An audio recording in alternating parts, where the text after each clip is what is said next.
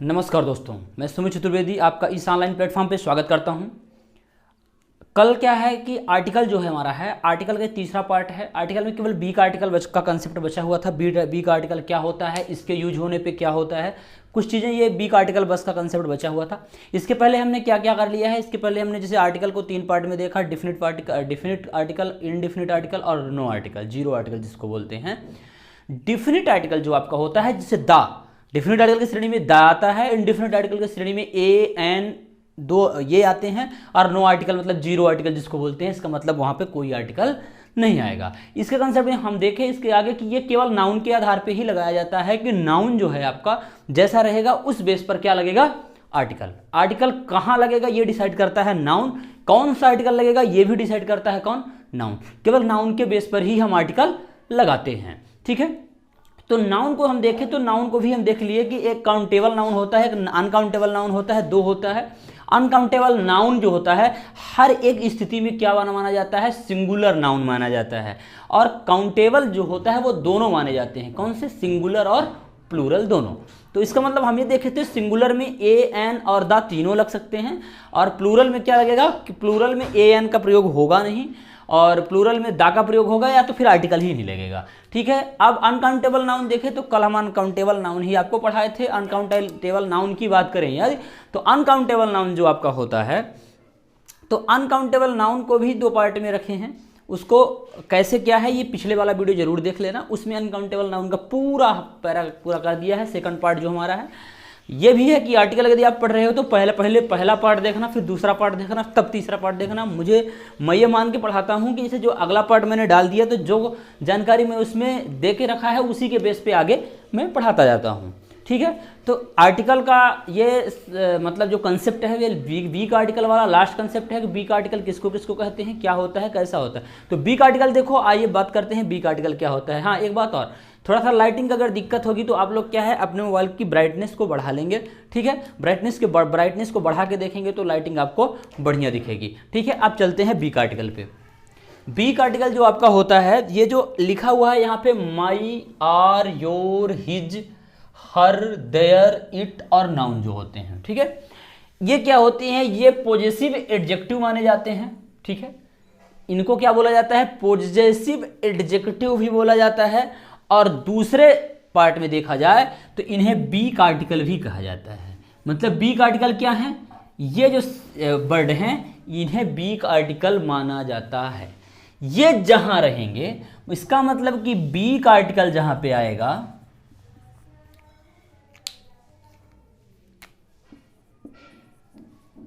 B का article जहां पर होता है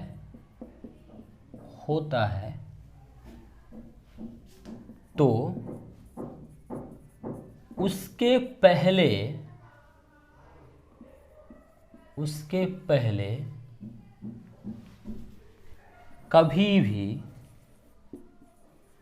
कभी भी मेन आर्टिकल का प्रयोग नहीं किया जाता। कौन आर्टिकल, मेन आर्टिकल का प्रयोग नहीं किया जाता। मेन आर्टिकल कौन कौन से हैं, ए, एन और द। मेन आर्टिकल का यूज नहीं होता है, ठीक है। इसका मतलब क्या है कि बी आर्टिकल जहां पर होता है तो उसके पहले कभी भी मेन आर्टिकल है कौन से, ए एन द, इसका यूज नहीं होता है। ये बी आर्टिकल, ये हैं आपके बी आर्टिकल के होने से इसको पॉजिटिव एडजेक्टिव भी बोला जाता है। ये क्या होता है, जहां बी आर्टिकल होते हैं वहां पे मेन आर्टिकल का यूज नहीं किया जाता है, ठीक है। आप इसका स्क्रीनशॉट ले सकते हो।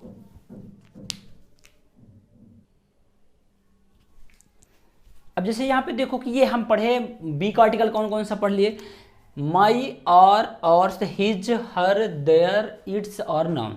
देखो क्या है कि मैं क्या करता हूँ कि जैसे वीडियो बना रहा हूँ ना, वीडियो बनाने के बाद जैसे आपको जो मैं लिखता हूँ उसमें टाइम वेस्ट ना हो, इसलिए वीडियो को स्टॉप कर देता हूँ, लिख देता हूँ, इसके बाद आपको समझा देता हूँ। क्योंकि जैसे लिखूंगा तो लिखने में टाइम वेस्ट होगा, वीडियो लंबा होगा, वीडियो शॉर्ट करने के लिए मैं ये काम करता हूँ, ठीक है। अब ये देखिए यहाँ पे ये जो है दिस, दैट, दीज, दोज, ये भी बी का आर्टिकल माने जाते हैं।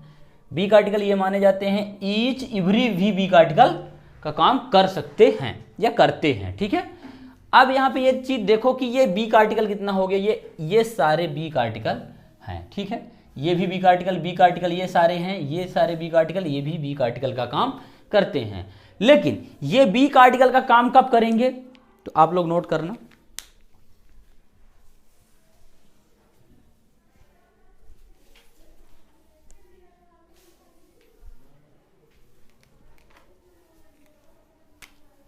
लिखना है यहां पे, ये सभी शब्द, स्टार लगा लेना, लिखना ये सभी शब्द वीक आर्टिकल का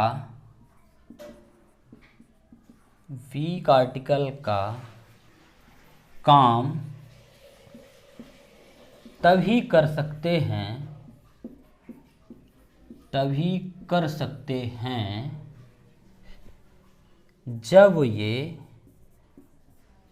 जब ये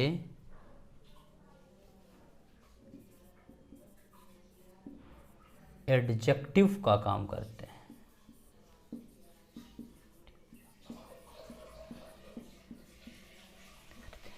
यहां पे इसका मतलब ये है, देखो आ तो पूरा रहा ना,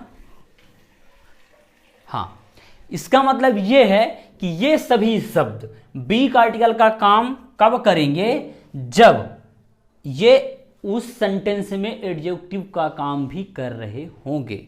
जब ये काम एडजेक्टिव का काम करेंगे तभी ये वीक आर्टिकल माने जाएंगे। ठीक है, ये यहां पर वीक आर्टिकल का इतना कंसेप्ट था। अब क्या बचा है आपका, केवल और केवल क्वेश्चन बचा हुआ है।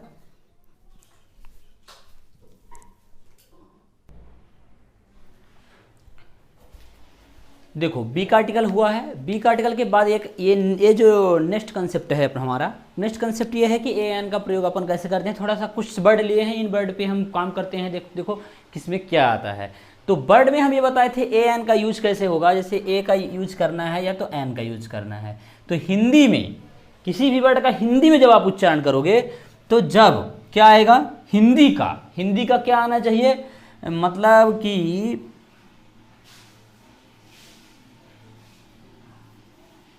व्यंजन।